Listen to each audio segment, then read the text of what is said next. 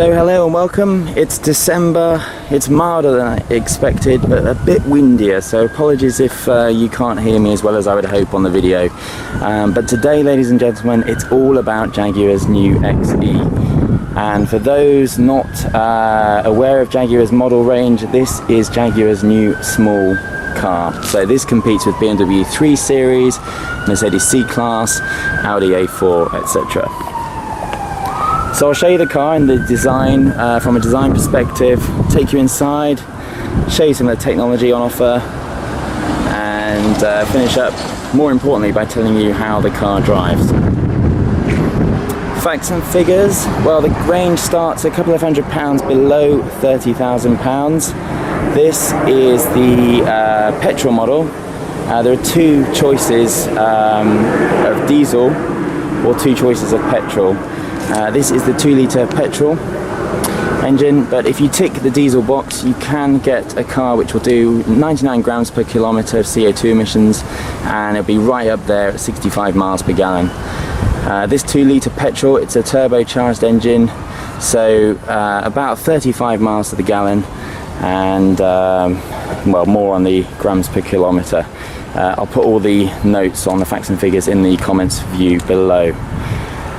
But being a Jaguar, being their new car, it's important, what do we all think? Does it have curb appeal? And would you take a second glance when you parked it? And I think you would. The car certainly looks much better than you would expect after seeing the pictures. When I first saw them, I wished that Jaguar could have been a bit braver with the design. But in this optional Italian racing red paint, combined with the R Sport, which gives it a wider and lower stance on the road, you get the deeper side sills here, deeper front bumper, but it adds up to make a car look really special indeed, and certainly much more exotic, I would say, than the BMW 3 Series, and then obviously, of course, there'll be less on the road as well. But Jaguar have big plans with the car. It's built, interestingly enough, out of Land Rover's factory in Solihull, and Jaguar hope one day to sell 100,000 XEs around the world. So it's an important car, the aim being to take Jaguar from a bespoke manufacturer to a big volume player in the executive class. But do let me know, do give me your comments and thoughts in the box below on the design front. Look deeply and you'll see some nice cues. For example, focusing on the attractive headlight design here, you have Jaguar's statement J-blade I should say, LED light, which is daytime running light. But if we go up from the top of that LED blade, you get a nice design line that runs the whole length of the car, all the way to the end. And then you finish off with some F-type inspired LED rear lights. I think Jaguar, yes, they could have been braver, especially around the back. I think the lights could have been a bit slimmer, as per the F-Type. But as I say, in this paintwork, and with the optional R Sport, it certainly looks very attractive indeed. Let's go and have a look inside. I'll take you, show you a tour of the interior and some of the technology. Before I take you inside, I have to mention a little tip if you ever come up close and personal with an XE or even considering buying one.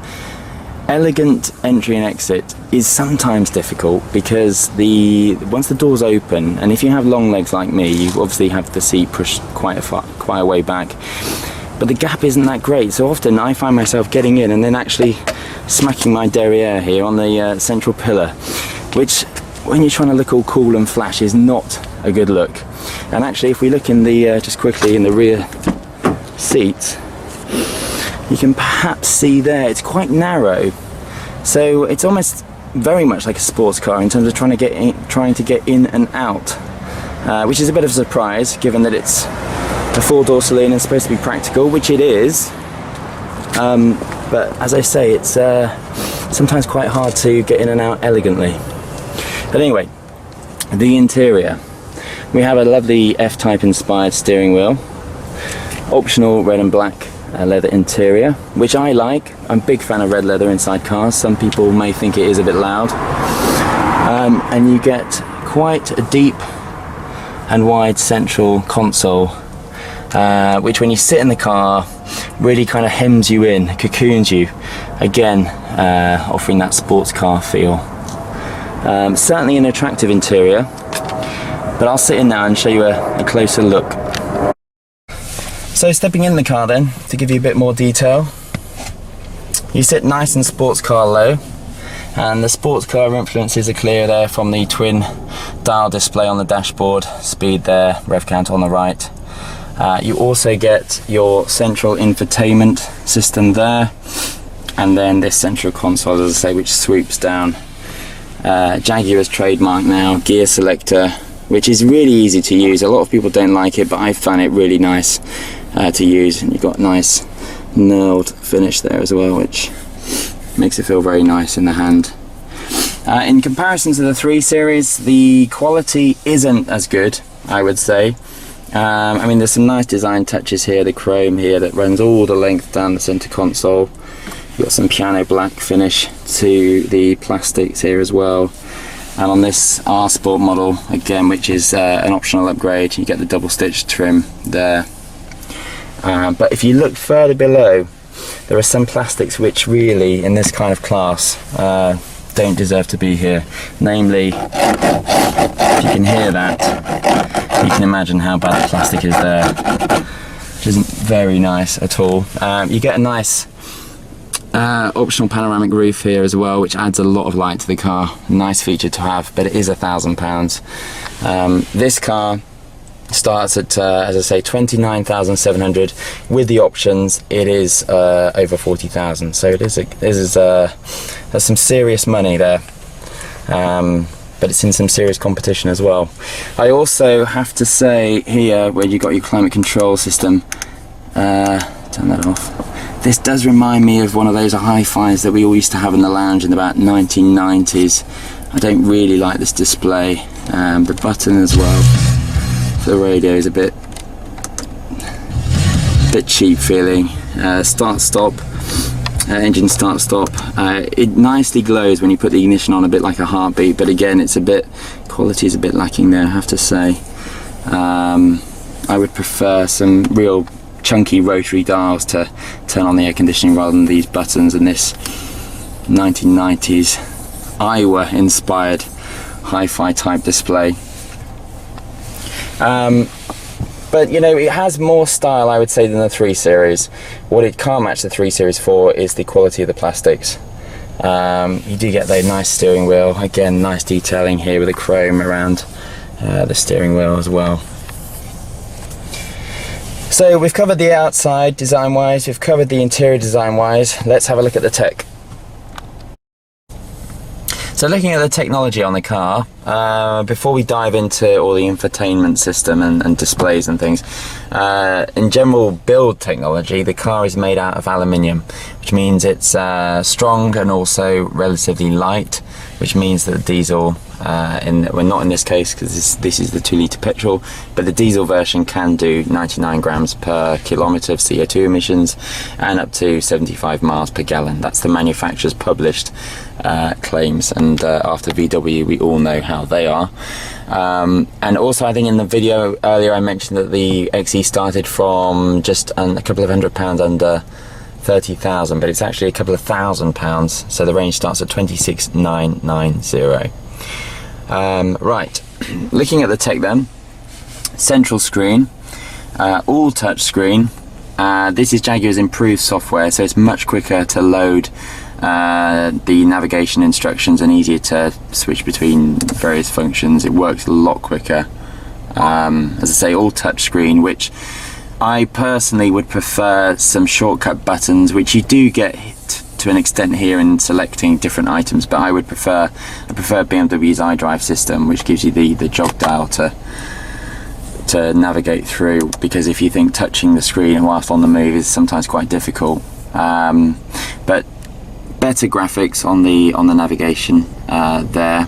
And this car also comes with the optional head-up display, if you can see that there, which puts the speed limit, the prevailing, your current speed, the prevailing speed limit, and also the navigation instructions as well, which is really, really useful to have.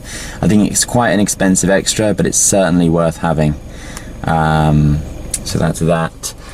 You also get this advanced parking. This is another additional option, but advanced, where is it? Cameras here. You get so a 3D surround view there, showing all the areas around the car, which is really good in a multi-story. Press it again, you get cameras mounted in the lower front bumper, which helps when you're coming out of T-junctions to see oncoming traffic. And you get a reversing camera there, as you would expect. You also get the navigation instructions here, as well as the speed limit. But as I say, if you're interested in the XE, get the head-up display, because it's so useful and just always keeps your eyes on the road. Looking at some other items then, when you connect your phone via the Bluetooth, it will then list your phone there, the network you're on. And it offers greater functionality than you may expect. Obviously you can connect your phone via Bluetooth so you can make and receive calls, but it also picks up your messages, so last messages. So if we, I don't know, click on this one, and this is quite a useful thing when you're driving, for example, it can read it out to you. Okay, speak later, thanks. Reply. It appears that you can only reply and then type it out yourself. I thought you might be able to do it on a voice prompt, but I'm not sure you can. But certainly a useful feature when you receive messages when you're driving. So like with most cars at this level, Jaguar offer a reverse parallel park assist. So you can see there we're just searching for a space. Hopefully it will find one shortly. Oh, so space found. Drive forward. Stop and release wheel. Select reverse, and I've got my hands off, and I'm just controlling the car now on the brake. It feels a bit disconcerting, I have to admit. You can see there that the car is doing everything itself, combined with the reversing camera, and I'm just controlling it on the brake. So it now says select drive, so select drive on the transmission, and the car will just nicely straighten up for us. Into park, job done. So this being a Jaguar, of course it has to be really good to drive.